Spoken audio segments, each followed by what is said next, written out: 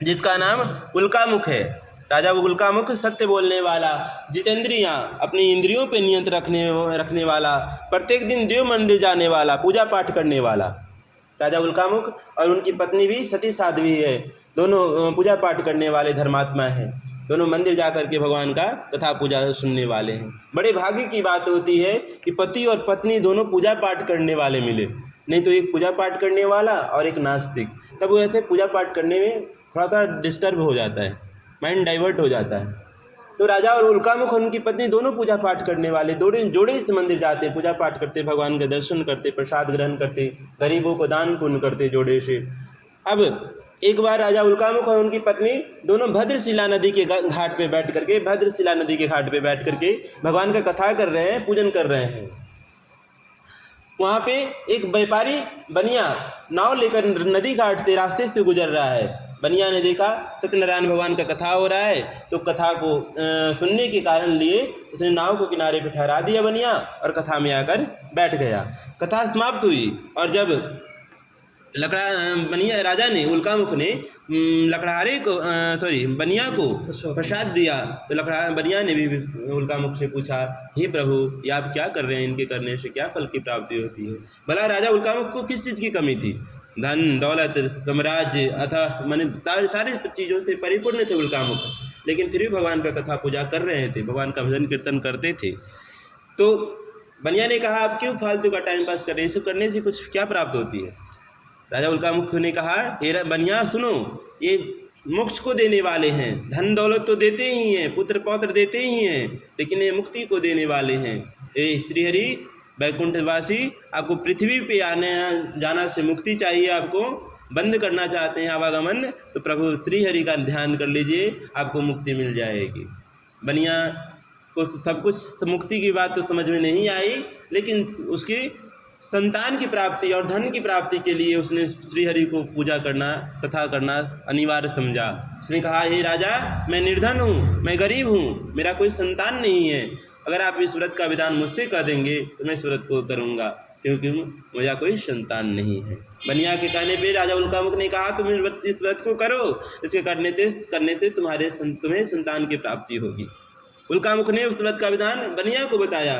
बनिया खुशी खुशी प्रसाद ग्रहण किया और अपने घर आकर के लीलावती से, अपनी पत्नी से बोला कि एक व्रत का पता चला है जिसके करने से हमें संतान की प्राप्ति होगी। दोनों बनिया और पत्नी बैठ करके भगवान के सन्मुख कथा किए, पूजन किए, कथा सुने और संकल्प लिया कि हे प्रभु, मुझे पुत्र या पुत्री दीजिए, मुझे संतान दीजिए, मैं आपका कथा करूँगा, मैं आपका पूजन करूँगा। भगवान ने बनिया की पूजा को स्वीकार किया, संकल्प को स्वीकार किया। लीलावती संसारिक धन में प्रवृत्त होकर के गर्भवती हुई और 10वें महीने में उसने एक सुंदर कन्या को जन्म दिया। पंडित बुलाए गए, उसका नामकरण हुआ, उसका नाम कलावती रखा गया। कलावती के जन्म के कुछ समय बाद जब पत्नी लीलावती को याद आया कि मैंने कथा करने के लिए बोला था, तो पति बनिया से बोला कि आपने जो व्रत का संकल्प लिया है उसे पूरा कीजिए, कथा कराइए। तब बनिया ने कहा, अभी मेरे पास समय नहीं है, ड्यूटी से, जॉब से, बिजनेस से फुर्सत नहीं है, अतः अभी कथा नहीं करूँगा, जब लड़की का विवाह करूँगा तब कथा करवाऊँगा। यह कहके बनिया अपने व्यापार को चल दिया, काम को चल दिया। समय व्यतीत होने लगता है, जब हमारी मनोकामना पूरा हो जाते हैं तो हम कथा और पूजा को टालते जाते हैं। जब हमारे पास समय होगा तब हम भगवान का पूजन करेंगे। उसी प्रकार देखिए, बनिया जब मनोकामना पूरा हो गया बनिया का, उसने भगवान का कथा करने से टाल दिया। अब समय व्यतीत होने लगा, लड़कियां सुख पक्ष के चंद्रमा की तरह बड़ी होती है। देखते देखते कलावती बड़ी हुई और शादी की योग हुई। पिता को चिंता हुआ, लड़की के वास्ते उसने लड़का ढूंढने लगा, वर ढूंढने लगा। काफ़ी देखभाल करके जब बनिया को एक लड़का मिला, बनिक पुत्र के साथ अपनी पुत्री का विवाह तय किया, लेकिन संयोगवश शादी के समय भी कथा करना बनिया भूल गए। अब भगवान रुष्ट हुए, नाराज हुए, कहीं कि अब तुमको कष्ट दूंगा, दुख दूंगा। एक बार बनिया और दामाद दोनों राजा चंद्रकेतु के राज में रह करके व्यापार करने लगे। एक दिन राजा चंद्रकेतु के राज में चोरी हुई और राजा का धन चोर चुरा कर भाग रहे थे। पीछे से सैनिक लगे हुए थे।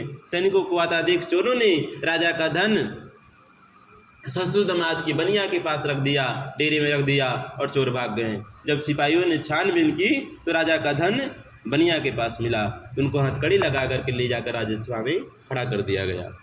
राजा चंद्रकेतु ने उन्हें चोर जान करके कारावास में डाल दिया, जेल में डाल दिया। प्रभु की माया से दोनों बनिया और दामाद कारावास में जेल खाने पहुंच गए।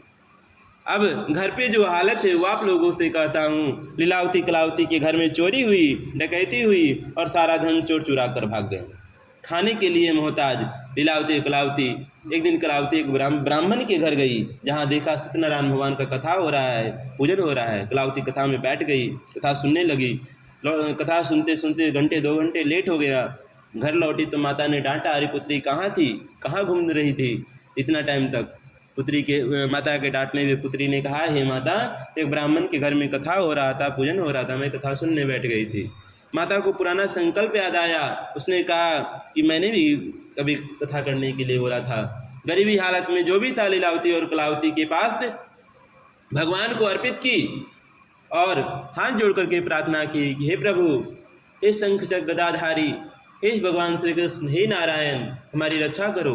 जैसे द्रौपदी ने अंत समय में भगवान श्री कृष्ण को पुकारा था, उसी प्रकार से लीलावती ने भी दोनों हाथ उठा करके गिरधर को पुकारा। अब की टेक हमारी रे, लाज रखो बनवारी। अब की टेक हमारी रे, लाज रखो बनवारी। जैसी लाज द्रौपदी राखी, जैसी लाज द्रौपदी राखी। चीर बढ़ायो मुरारी रे, अब की टेक हमारी। उसी प्रकार से लीलावती ने जैसे ही भगवान को पुकारा, भगवान तत्क्षण सब कुछ छोड़ करके द्रौपदी को बचाने के लिए आ गए। उसी प्रकार लीलावती के पूजन को भगवान ने सफल किया और राजा चंद्रकेतु को सपने में शंख चक्र गदा लिए और वरमाला पहने होकर के सुबह 4 बजे भोर में आकर खड़े हो गए। हे राजा, जो तुमने बनिया और दामाद को कैद किया है वे निर्दोष है, उन्होंने तुम्हारे धन की चोरी नहीं की है, अतः उनको छोड़ दो, नहीं तो मैं तेरा धन राजपुत्र आदि सब कुछ नष्ट कर दूंगा। भोर पहर का सपना, राजा चंद्रकेतु उठा और अपने मंत्रियों से सलाह लिया। मंत्रियों ने उन्हें सलाह दिया। उसके बाद दोनों बनिया और दामाद को राज्यसभा में बुला करके राजा ने, चंद्रकेतु ने उनसे 4 गुना ज़्यादा धन दिया उससे उनको, बनिया और दामाद को, और कहा भूलवश हमसे गलती हुई, आप लोग घर जाइए, आप लोग स्वतंत्र हैं। राजा को दंडवत प्रणाम करके बनिया अपने घर को चल दिए। प्रेम से बोले वृंदावन बिहारी लाल की जय। श्री कृष्ण गो